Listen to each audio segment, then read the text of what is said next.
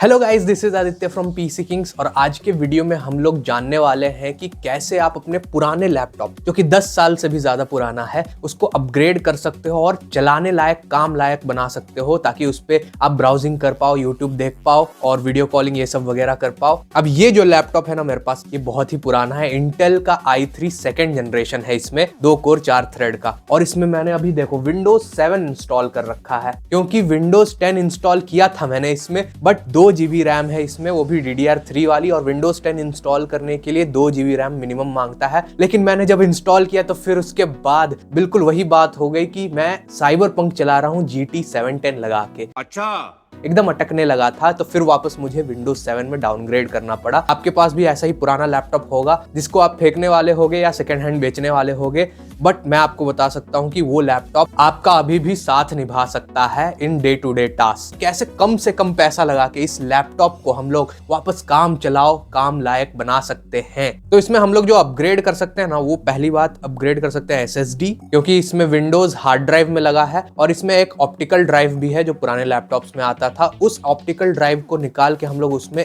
SSD लगा देंगे। और साथ में मैंने चेक किया CPU-Z में और स्पेकी में जाके कि इसमें 2 रैम स्लॉट हैं, तो 1 रैम स्लॉट खाली है, तो हम लोग 4 GB रैम और बढ़ा देंगे DDR3 वाली, तो टोटल 6 GB हो जाएंगे। सो मैंने सारी चीजें मंगा ली हैं। ये है 128 GB का Zebronics का SSD SATA वाला 2.5 इंच का, और ये है अपने पास एक रैम स्टिक खाली है उसमें, तो ये रैम हो गया। और साथ में ये लैपटॉप का कैडी है जो हम लोग इसमें से ऑप्टिकल ड्राइव निकालेंगे, उसकी जगह पे फिर हम लोग ये डालेंगे इसमें SSD लगा के। वैसे इन सभी पार्ट्स की लिंक डिस्क्रिप्शन में होगी, खरीदना चाहो तो खरीद सकते हो। Now let's upgrade it. तो ये है हमारा विंडोज 7। अब इसमें 2 ही GB रैम है, जिसके वजह से मैंने कुछ भी नहीं खोला है, सिर्फ टास्क मैनेजर में आपको खोल के दिखाता हूँ। ये देखो 2 GB में से ½ GB भरा हुआ है, 1.5 GB खाली है। अगर मैं कुछ भी खोल लूँ, जैसे क्रोम खोल लूँ फॉर एग्जाम्पल, खुलने में भी टाइम लगता है क्योंकि हार्ड ड्राइव में है सब कुछ और हार्ड ड्राइव स्लो है। जैसे मैंने ये गूगल खोल लिया, 2-3 टैब खोल लूंगा, बस अब देखो 1 GB पहुंच गया। तो ये बहुत ही बेयर मिनिमम है, और ये तो विंडोज 7 चल रहा है। विंडोज 10 डालता हूँ तो ऑलरेडी बूट होने पे ही 2 GB भर जाता है। आप जानते हो विंडोज 10 कम से कम 3 GB लेता है, 3 to 4 GB बूट होने पे, तो ये बिल्कुल भी इनफ नहीं है। अब यहाँ पे आप देख सकते हो रिसोर्स मॉनिटर में जाके कितने मेमोरी के स्लॉट्स, और एक बात यहाँ पे इंपॉर्टेंट कि डिस्क भी 100% पे यूज होता है कभी कभी, तो उसके वजह से भी लैपटॉप स्लो होता है। ये देखो, अगर मैं स्पेकी में जाऊं, ये सब ऐप मैंने आपको पहले से ही इंस्टॉल करना सिखा दिया है। सो स्पेकी के अंदर अगर हम लोग रैम वाले सेक्शन में जाएं तो यहाँ पे 2 रैम स्लॉट्स दिखा रहा है, जिसमें से एक ऑक्यूपाइड है जिसमें 2 GB की मेमोरी लगी हुई है, और एक खाली फ्री स्लॉट है, उसमें हम लोग रैम अपग्रेड कर सकते हैं। साथ में अगर हम लोग CPU-Z के अंदर SPD सेक्शन के अंदर जाएं तो वहाँ पे भी एक मेमोरी स्लॉट भरा हुआ दिखा रहा है और एक खाली दिखा रहा है, तो इसका मतलब एक स्लॉट खाली है हमारे मदरबोर्ड में। साथ में यहाँ पे मेमोरी सेक्शन में हमारे रैम का फ्रीक्वेंसी और DDR3 रैम स्पेसिफाइड दिखा रहा है। साथ में हम लोग यहाँ पे स्पेकी में वापस देखें, हमारा प्रोसेसर है इंटेल का i3 सेकेंड जनरेशन का फ्रॉम 2012। तो सबसे पहले अपग्रेड करने के लिए शट डाउन कर देंगे पीसी को। अच्छा, ये कैडी भी 2 साइजेस में आती है थिकनेस के मामले में। ये 9.5 mm का है, एक 12.7 mm थिकनेस का भी आता है। तो वो कैसे पता लगाओगे आप, ये खोल लेना है। अब इसको मेजर करना है, इसकी थिकनेस स्केल से। अगर ये 9.5 mm 1 सेंटीमीटर के आसपास है तो ये 9.5 mm वाला है। अगर उससे ज्यादा मोटा है तो 12.7 mm वाला है। मोस्टली 9.5 mm वाले ही होते हैं, क्योंकि इसी को हम लोग निकालेंगे यहाँ से और उसके जगह पे ये डालेंगे और इसके अंदर SSD लगेगा और वो अंदर घुस जाएगा और ये निकल जाएगा। अब आप पूछोगे कि ऑप्टिकल ड्राइव निकाल देंगे और विंडोज 7 चलाएंगे तो बहुत सारे ड्राइवर्स CD के फॉर्म में होते हैं, वो कैसे इंस्टॉल करेंगे? तो मेरे भाई, हम लोग विंडोज 7 से विंडोज 10 में अपग्रेड कर लेंगे और फिर विंडोज 10 में वो ऑटोमेटिक ड्राइवर डाउनलोड कर लेता है जैसे ही कोई भी चीज हम लोग प्लग इन करते हैं। तो अच्छा, अब इन सारों स्क्रूज को खोल लेंगे एक एक करके, जो टूल मिला है इसके अंदर से।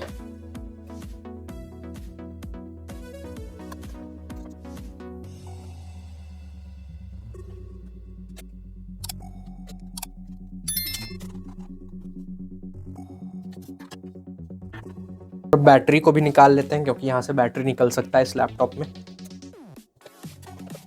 यह है बैटरी इस लैपटॉप का, जो कि बहुत खराब हो चुका है, आधे घंटे भी बैकअप नहीं देता है। हुक्स को साइड करके कीबोर्ड खोलना है पहले।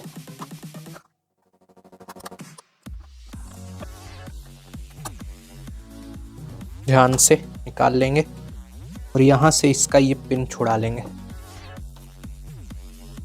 ये निकल गया हमारा कीबोर्ड। अब इन दोनों केबल पॉइंट्स को हटा लेना है, ब्लू ब्लू जो दिख रहे हैं। नाउ अब इस कवर को हटाना है धीरे धीरे। अब चाहो तो कार्ड का भी मदद ले सकते हो कोई भी।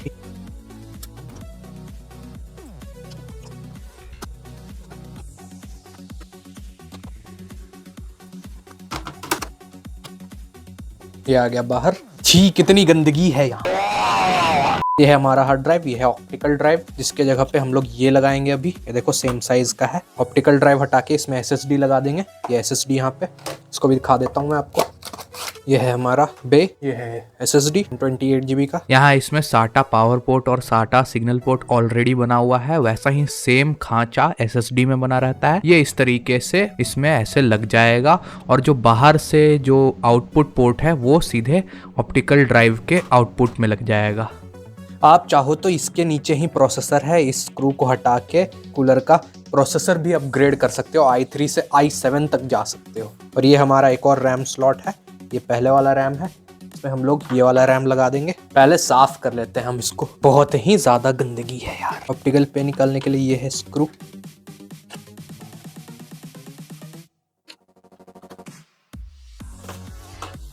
ये बाहर आ गया ऑप्टिकल ड्राइव। रैम को भी निकाल लेते हैं।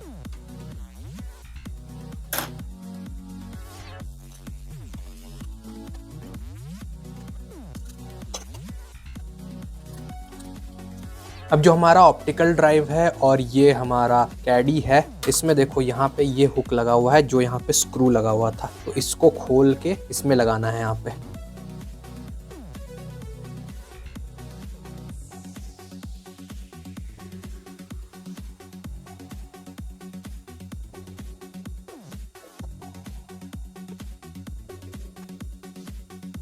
ये लग गया हमारा पिन। अब जो हमारा ऑप्टिकल वे है वो बंद है। अब बिना पावर के इसको खोलने के लिए एक पिन सिम इजेक्टर टूल इसके एक पॉइंट के अंदर डालना पड़ता है, तो ये अपने आप खुल जाएगा।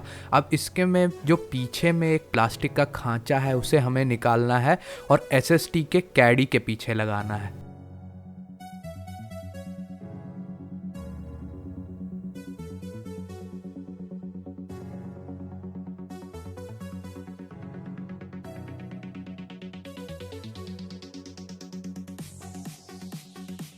अब जो SSD कैडी के साथ हमें 4 स्क्रूज मिले थे, उन स्क्रूज को हम लोग SSD के कैडी के अंदर SSD को टाइट करके ऐसे लगा देंगे और ये हमारा SSD कैडी लग गया ऑप्टिकल ड्राइव के जगह पे। स्क्रू को वापस टाइट कर देंगे और ये हमारा SSD कैडी फिक्स हो गया। अब हम लोग रैम को अपग्रेड कर लेते हैं। ये पुराना रैम था 2 GB वाला DDR3 और ये नया रैम है 4 GB, तो टोटल 6 GB हो जाएंगे। 2 GB में लगा देता हूँ नीचे वाले में, कटिंग को मैच करके।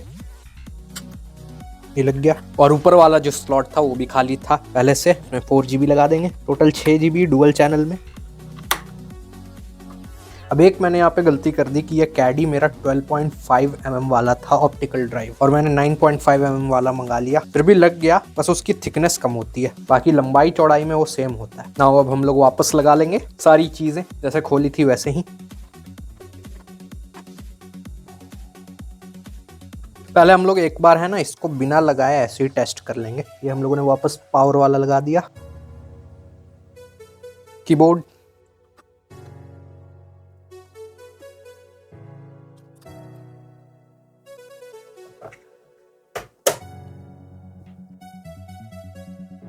एक बार ऐसे ही चालू करके देखते हैं, नहीं तो फिर लगा दूंगा पता चला कुछ आया नहीं तो फिर खोलना पड़ेगा ना। बात तो सही है। ये हार्ड ड्राइव से लोड हुआ है विंडोज 7, क्योंकि विंडोज हार्ड ड्राइव में थी। अभी हम लोग SSD में उसको एलोकेट करके उसमें विंडोज 10 इंस्टॉल करेंगे, नया एकदम fresh.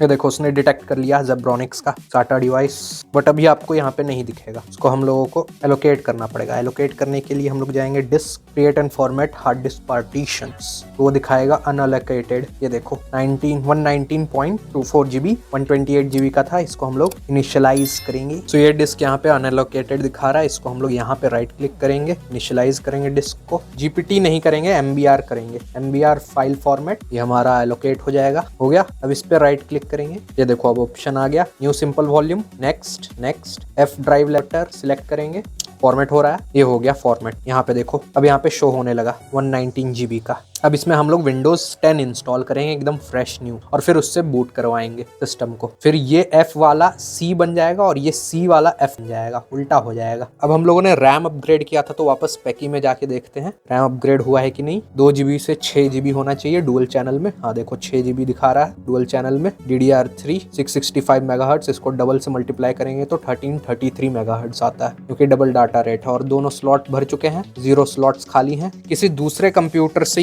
USB bootable pen drive बनाना पड़ेगा, मतलब इसमें मैंने विंडोज 10 के सेटअप फाइल्स डाउनलोड किया हुआ है और इससे हम लोग बूट कराएंगे पेन ड्राइव से। तो इसको कैसे बनाते हैं USB बूटेबल पेन ड्राइव को, किसी और कंप्यूटर से बनाना पड़ेगा आपको। उस वीडियो का लिंक यहाँ पे आई कार्ड में आ रहा होगा और डिस्क्रिप्शन में होगा, बहुत ही आसान है। अब सिंपली क्या करना है, इसको हम लोगों को प्लग करना है USB में। लैपटॉप के कंप्यूटर में जाएंगे, ये देखो EDS USB, इसके अंदर देखो विंडोज 10 के सारे बूटेबल फाइल्स हैं। ये विंडोज के 64 बिट भी है, 32 बिट भी है। इससे हम लोग बूट कराएंगे लैपटॉप को। कंप्यूटर में भी आप सेम काम कर सकते हो। अब हम लोग रीस्टार्ट करेंगे और बायोस में जाने के लिए F2 या डिलीट दबाएंगे। जब रीस्टार्ट होगा कंप्यूटर तो जो भी वहां पे लिख के आएगा उसके हिसाब से दबाएंगे।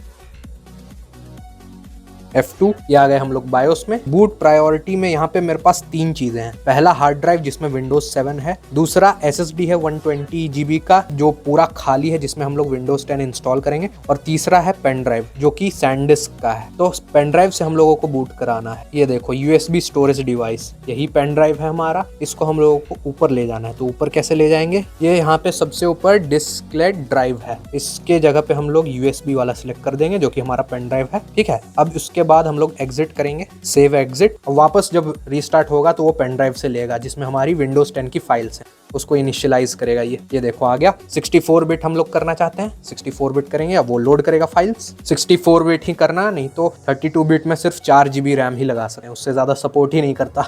अब USB 2.0 है, स्लो USB है, इसलिए धीरे धीरे लोड हो रहा है। पुराना लैपटॉप है ना, किसी और लैपटॉप या PC से कहीं से मीडिया क्रिएशन टूल डाउनलोड करके उसमें USB पेन ड्राइव बूटेबल बना के आपको इससे बूट करवाना पड़ेगा। तो हम लोग सिंपली, ये तो बच्चों वाला खेल है, English language install now. I don't have a product की, अभी प्रोडक्ट की मत डालना। अब विंडोज 10 प्रो यहाँ पे सिलेक्ट कर लो, विंडोज 10 प्रो। ठीक है, नेक्स्ट एक्सेप्ट कर लो, नेक्स्ट कस्टम वाले में जाना है। अब देखो यहाँ पे ध्यान से अपना पार्टीशन सिलेक्ट कर लो। हमारा 119 GB का SSD था, ये देखो 119 GB का SSD। ठीक है, इसमें हम लोग करने वाले हैं इंस्टॉल। बाकी वो सब हार्ड ड्राइव है के पार्टीशन और एक पेन ड्राइव। ठीक है, अब हम लोग नेक्स्ट करेंगे। अब देखो आ गया, इंस्टॉल होने लगा। तो इस तरीके से आप इंस्टॉल कर सकते हो USB बूटेबल पेन ड्राइव के साथ। अब ये रेडी होगा, जितना आपका लैपटॉप फास्ट है, SSD लगाया है आपने, उसके हिसाब से ये टाइम लगेगा, आधा घंटा 1 घंटे के बीच में। तब तक मैं कॉफी पी के आता हूँ। ठीक है, okay.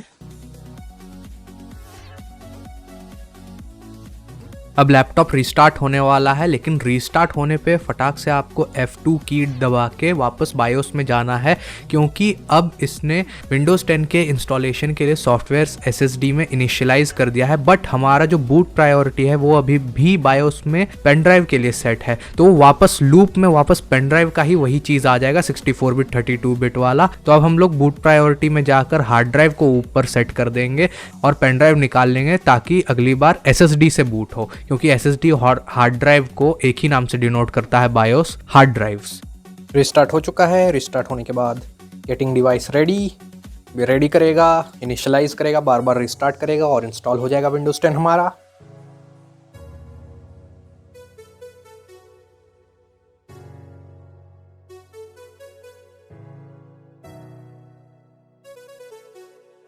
This might take several minutes. Do not turn off your PC. Final installation phase चल रहा है. Leave everything to us. Almost there.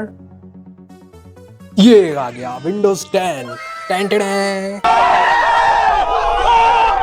सबसे पहले आप ड्राइवर्स अपडेट कर देना, यहाँ पे अंदर जाके चेक फॉर अपडेट्स, और मैं आपको एक्टिवेशन दिखाता हूँ। एक्टिवेशन सेटिंग्स एक्टिवेट हुआ है कि नहीं ऑटोमेटिकली, क्योंकि विंडोज 7 ऑटोमेटिक पहले से ही अपडेट था। विंडोज 10 भी अपडेट हो जाना चाहिए। देखो अभी सर्वर में रीच नहीं किया है, अभी रुक जाओ। जैसे ही मैं पासवर्ड डालूंगा ना, वैसे ही वो ऑनलाइन चेक करेगा कि हमारा लैपटॉप पहले से विंडोज 7 एक्टिवेटेड था कि नहीं, और फिर एक्टिवेट हो जाएगा अपने आप। देखो ये मैंने वाईफाई कनेक्ट कर लिया है। अब वापस जाएंगे यहाँ पे एक्टिवेशन में, activation settings, Windows is activated with digital licence. अब हम लोग अपडेट्स डाउनलोड कर सकते हैं विंडोज अपडेट्स में जाके। ये देखो चेक फॉर अपडेट्स, ये देखो सारे अपडेट्स यहाँ पे डाउनलोड हो रहे हैं। अब USB बूटेबल पेन ड्राइव कैसे बनाना है इससे, उसका वीडियो यहाँ पे होएगा आई बटन में और लिंक डिस्क्रिप्शन में होगा। अब विंडोज 10 तो इंस्टॉल हो गया, अब सारे अपडेट्स मैं कर लेता हूँ, इंस्टॉल कर लेता हूँ सारे ऐप्स, फिर इसकी स्पीड देखते हैं विंडोज 10 में। अब हम लोगों ने सारे ऐप इंस्टॉल कर लिए हैं इसमें और सब कुछ OS में लोडेड है SSD में। अब हम लोग इसका बूट टाइमिंग देख लेते हैं। तो मैं पावर बटन दबाता हूँ, साथ में स्टॉप वॉच चलाऊंगा तो आपको पता चल जाएगा।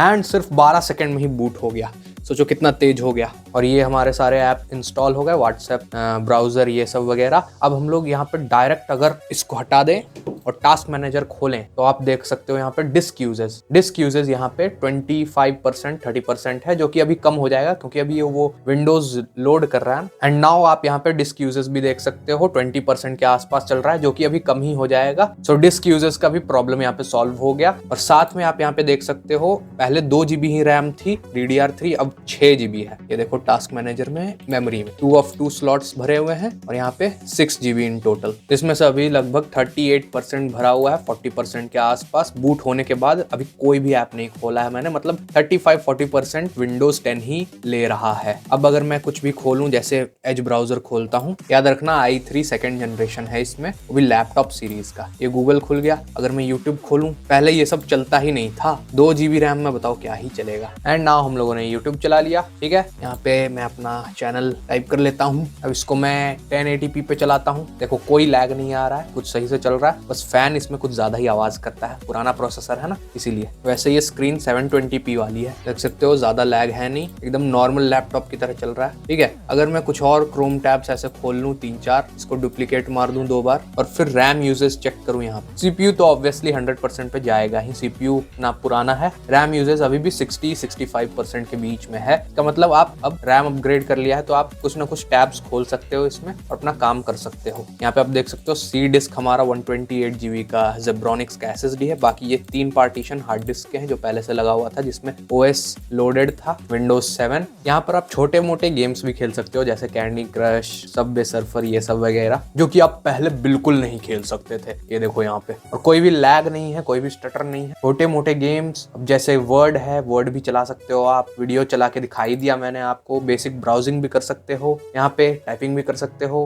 कोई दिक्कत नहीं है। और साथ में यहाँ पे आप वीडियो कॉल भी कर सकते हो क्योंकि वेब कैमरा इसमें इनबिल्ट है। यहाँ पे देखो मेरा चेहरा। Okay bye.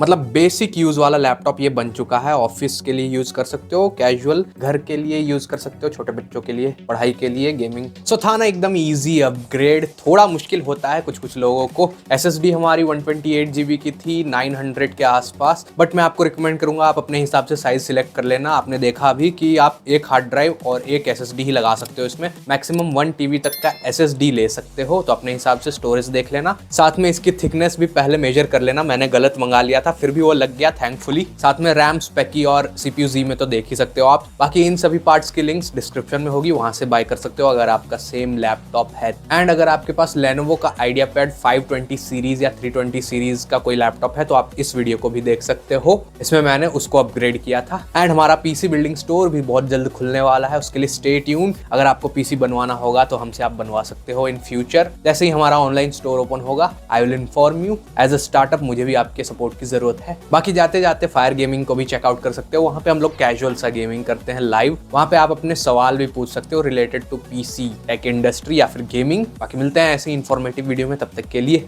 Bye bye, sayonara.